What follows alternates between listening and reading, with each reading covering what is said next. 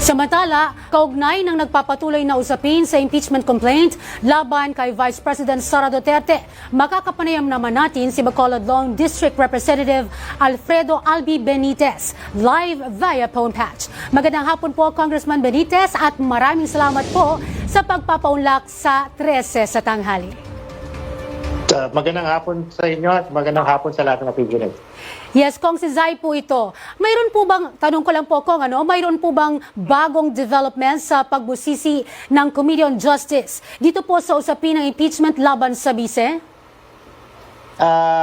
Mag-uusap-usap pa yung mga justice members, no, sa kung ano mga susunod na hakbang na gagawin namin.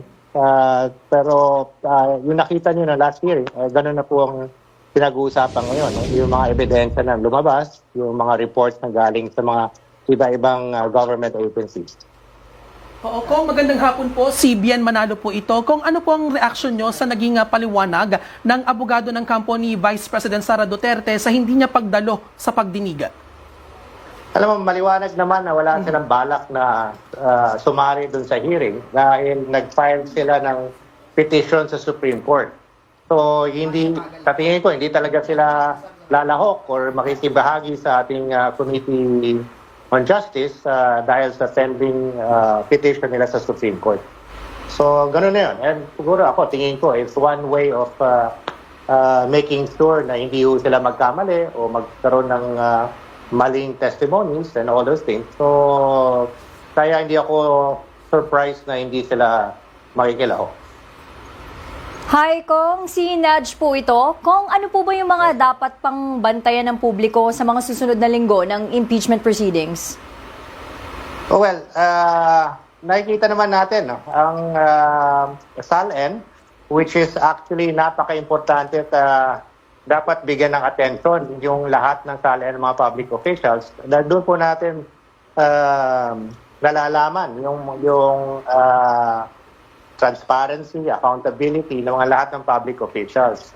So ito po dapat ang maging pasihan natin to hold public officials to the highest standards. No? So kaya po ito binibigyan natin ng attention, yung SALN niya, and then coupled with yung mga bank transaction records para mapakita natin talaga kung may tinatago ba ang isang public official o wala.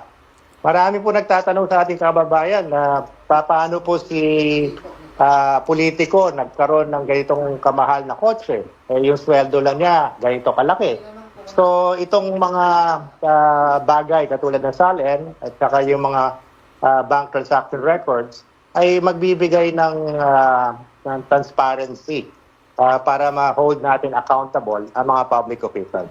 Oo, Kong, bilang panghuli na lang po, ano po yung mensahe nyo sa publiko, sa ating mga kababayan? Well, kailangan po natin iangat ang mga standards nga ng public officials. Wag po natin pabayaan na magkaroon sila ng paraan para magtago, para gumawa ng mga bagay-bagay na hindi malalaman ng public. And one way of ensuring ang transparency and accountability, ito nga yung pagdeklara ng SALN na makikita ng public kung ano talaga ang ari-arian o assets ng mga public officials as well as yung mga bank transactions para maging fully transparent po tayo at hindi tayo pagkadudahan ng publiko. Maraming salamat po, Kong Albi.